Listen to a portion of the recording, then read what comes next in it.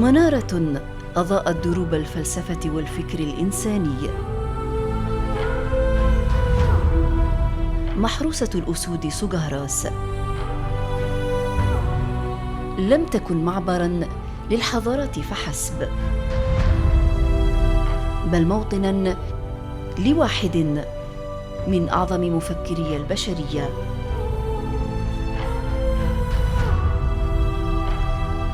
من طاغاست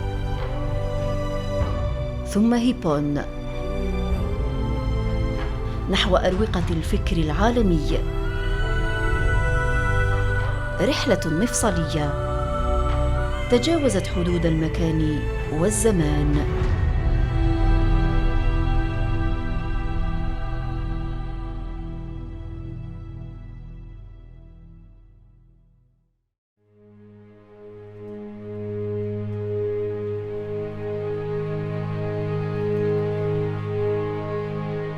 تحت شجرة زيتون تعود إلى 29 قرناً من الزمن.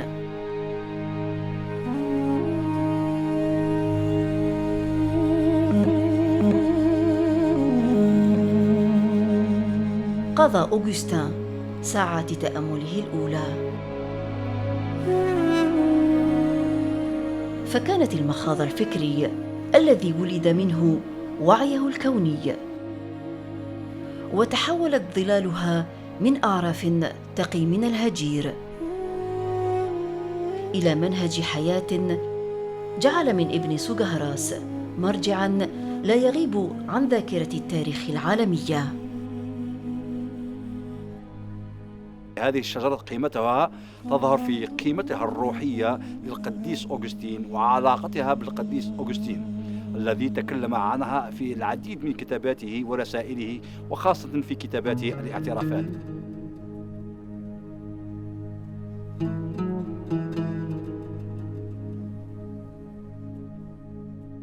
هذه الشجرة التي امتدت جذورها في قلب مدينة طاغاست، لكن امتداد جذورها ليس فقط في قلب هذه الأرض الطيبة، لكن امتداد جذورها هذه ما قبل التاريخ وعبر الحضارات التي تعاقبت على هذه الأرض الطيبة وعلى هذه المدينة الطيبة، مدينة طاغاست أي أرض الكنز. كتب جل كتاباته تحت ظل هذه الشجرة، وقد كتب حوالي 113 كتاب و500 رسالة. القديس أوغسطين كان في طفولته جد ذكي، ولهذا تم التكفل به من طرف أحد النبلاء لأنه كان من عائلة متواضعة نوعا ما، وتم إرساله إلى مدرسة مدينة مادور، وهي أول مدرسة في إفريقيا.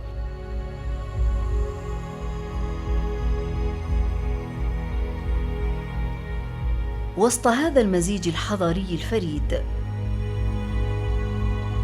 شرب أوغسطين من منابع الفكر بمدينة مادور، أول جامعة في إفريقيا.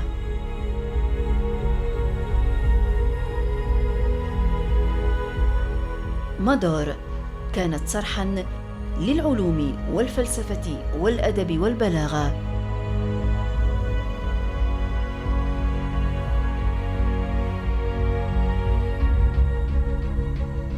ومنشأ لأول روائي في تاريخ البشرية، أبوليوس المادوري صاحب رواية الحمار الذهبي.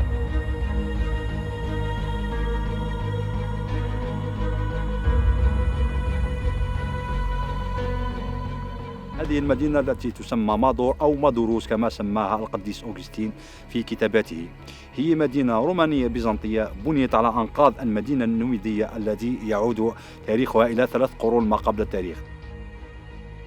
محيط مدينة مادور حاليا هو حوالي 25 هكتار، لكنها المدينة ككل هي حوالي 120 هكتار.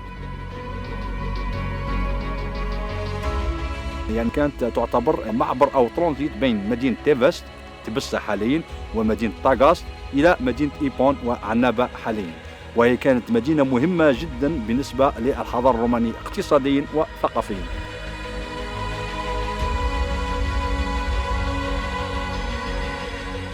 كانت فيها العديد من الشخصيات المهمة، وعلى رأسها أول روائي في التاريخ وهو أبوليوس المادوري الذي ولد في مدينة مادور في عام 123 ميلادي ومات في عام 187 في ميلادي، أي في أواخر القرن الثاني. وأيضا هي مسقط رأس كابيلا، كان موسيقي وكان معروف في علم الفلك.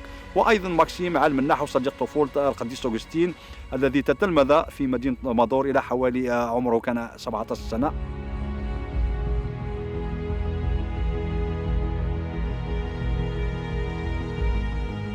من تاغاست إلى قرطاج بدأت رحلة أوغسطين في البحث عن الحقيقة، حيث صقل بلاغته وتحدى كبار المفكرين. ثم سافر إلى ميلانو، حيث تربع على عرش البلاغة، ليعود بعدها إلى إيبون ويعين أسقفاً على المدينة.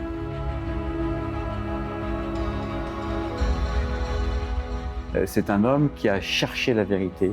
Et chercher la vérité, il y a une dimension universelle, quelle que soit l'époque, que soit la religion. Alors après, effectivement, sa découverte d'un Dieu, d'une présence, une présence qu'il a cherchée partout et qui était au fond de lui-même. Longtemps, je t'ai cherché à l'extérieur et tu étais au fond de mon cœur. Ça, c'est cette expérience spirituelle d'une dimension, voilà, de cette transcendance qui est là au cœur de tout homme. Ça, c'est effectivement, nous l'avons en commun.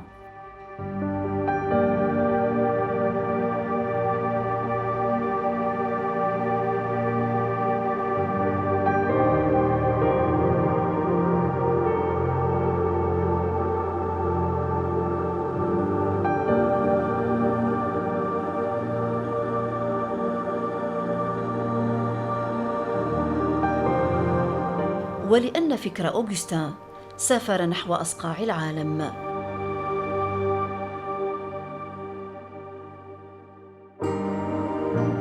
اختارت الذاكرة الإنسانية بناء صرح معماري راق،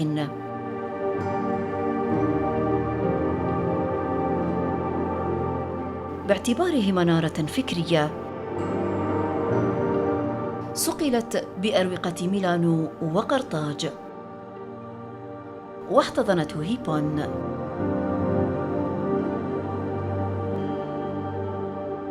لتبدأ فصول أعظم قصة في تاريخ الفكر البشري على ضفاف المتوسط.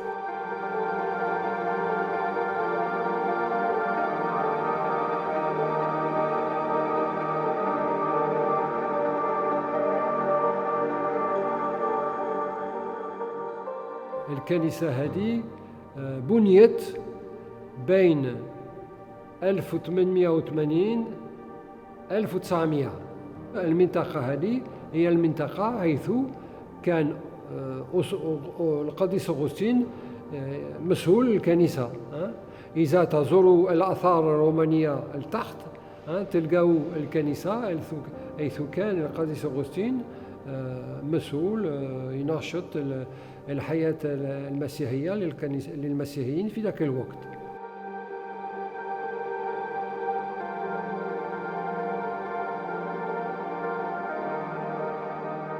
هذه الكنيسة كما تلاحظها بأسلوب رومانو بيزنطية، بمواد الذي من المنطقة هذه، ما جابوش مواد اللي يبنيوه من الخارج.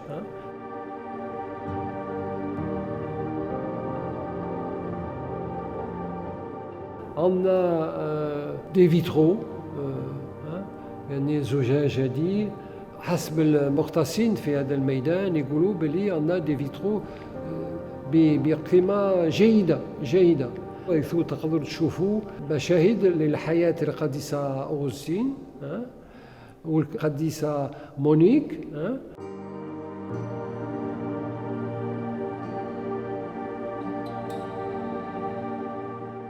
Saint-Augustin est né à Tagaste le 13 novembre 354 et actuellement cette wilaya là Augustin est né, on l'appelle Souk Aras.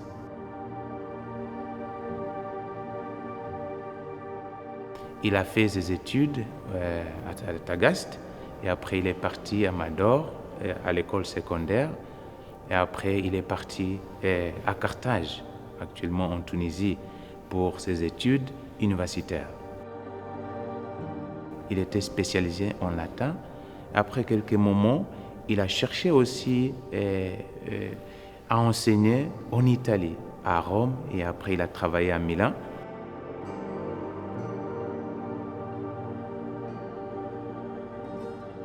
Un jour, il a visité ici à Hippone, actuellement à Naba, un ami, et après les gens voulaient qu'il devienne prêtre, juste par acclamation, parce qu'il était connu, il était écrivain, il était orateur.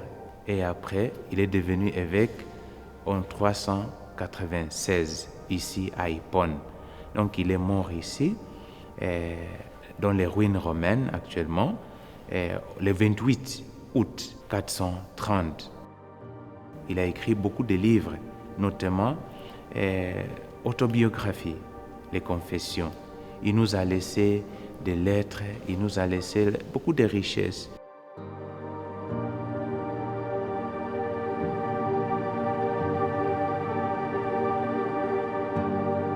Cet homme était un vrai chercheur de vérité, était un vrai homme qui avait sans doute ses qualités, ses défauts, mais qui avait cette exigence de vérité. Et ça, c'est commun. Nos religions nous emmènent vers la vérité, sont une quête de vérité, sont une quête de cette transcendance. C'est des chemins qui sont différents, mais qui nous conduisent à une même quête, à une même source. Donc, toute personne qui en vérité essaye de remonter à cette source, forcément converge.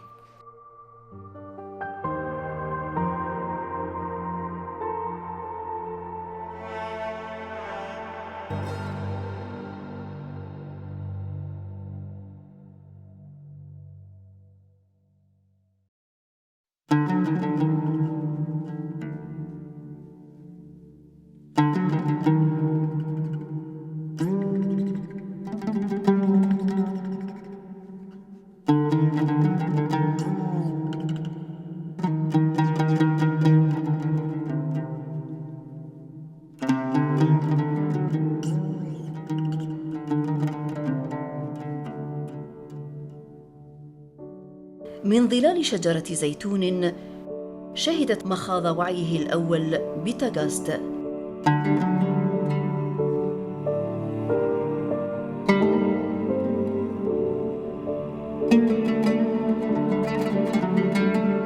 إلى أروقة جامعة مادور.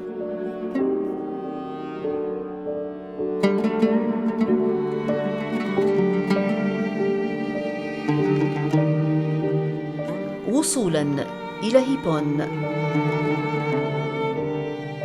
تظل مسيرة أوغسطين مثالاً في تعزيز الوعي الثقافي والأدبي، وإرثاً ما يزال ينير دروب الباحثين عبر أرجاء العالم.